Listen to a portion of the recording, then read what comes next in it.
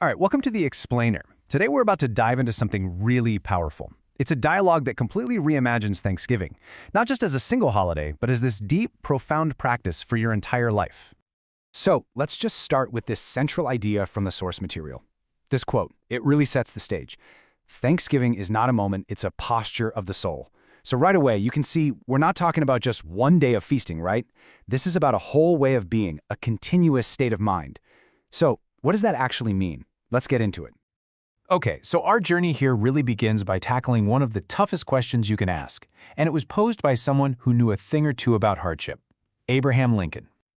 And this question, wow, it goes right to the core of it all, doesn't it? It just completely bypasses that cozy, comfortable idea of gratitude. It forces us to ask, how do you find it when things are really tough? And you know what? The answers that our source pulls together, they come from some of the most resilient voices in history, and they are just incredibly powerful. I mean, listen to this from Maya Angelou. She just reframes hardship so beautifully. She's saying it's not the thing that crushes gratitude. Nope. It's actually the very thing that carves it into us. It reveals it. It's all about making that conscious choice to rise above it all. And it really says everything about who we become when we're tested. And then you have Viktor Frankl. I mean, this is a man who survived the concentration camps, and he takes this idea even deeper. For him, gratitude isn't just some reaction to good things happening. He sees it as this ultimate act of inner freedom. It's a stance you take towards life. It's the one thing that no one, no circumstance can ever take away from you. So, you see the theme here, right? The big takeaway is that this kind of gratitude, this true gratitude, it's not a passive feeling that just happens to you. It is an active, courageous choice you make, especially when things are tough. Okay, so with that really profound idea in mind, let's bring it a little closer to home. Let's talk about how this applies in what can be one of the most challenging places for any of us, the family. And, the source material does not pull any punches here. It gets right into a really difficult truth, that for so many of us, that holiday table, it's a mix of connection, sure, but also a lot of quiet, unspoken pain. And this comparison here, man, it just nails it, doesn't it? That huge gap between the expectation of Thanksgiving, all warmth and unity, and the reality for so many of us. You've got unspoken tensions, old family patterns repeating, maybe that painful, empty chair for someone you've lost. It really validates that feeling when you show up hoping for the best, but you're met with all this complicated stuff. So, what do you do? How do you possibly bridge that gap? Well, the dialogue we're looking at offers a really clear path forward, but it starts with something pretty challenging, taking a hard look at our own pride.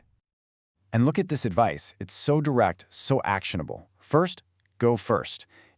Be the one to apologize or just be vulnerable. Don't sit around and wait. Second, listen to understand. Not just waiting for your turn to talk, but really, truly hearing them. And third, choose peace over pride.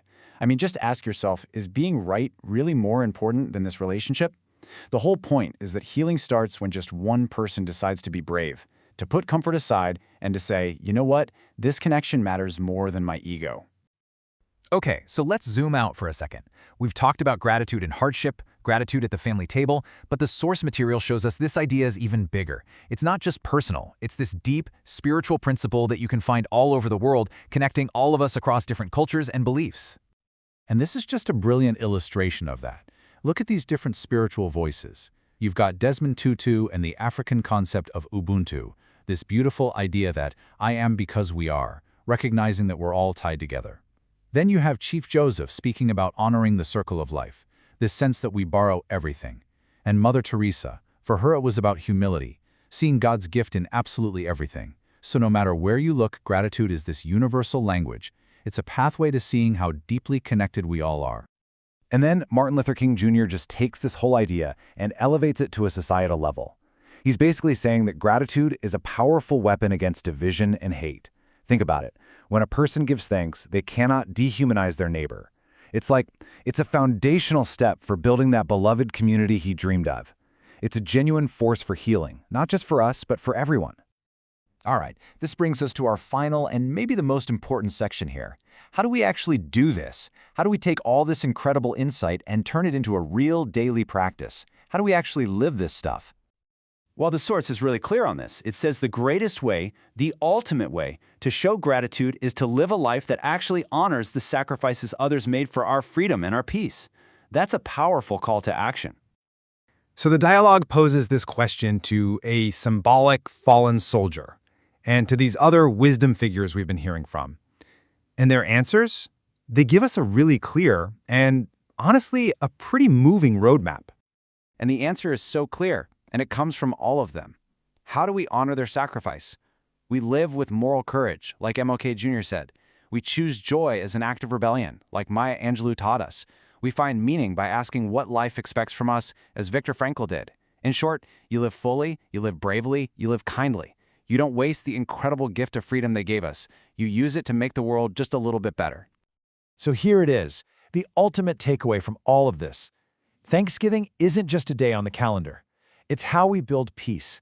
It's how we honor sacrifice. It's how we keep each other human. It's the way we move through the world, turning every single day into an act of thanks. And so, that really leaves just one final question, and this one's for you to take with you. How will you make your life an act of thanksgiving?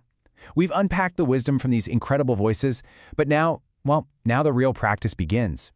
Thanks so much for joining us.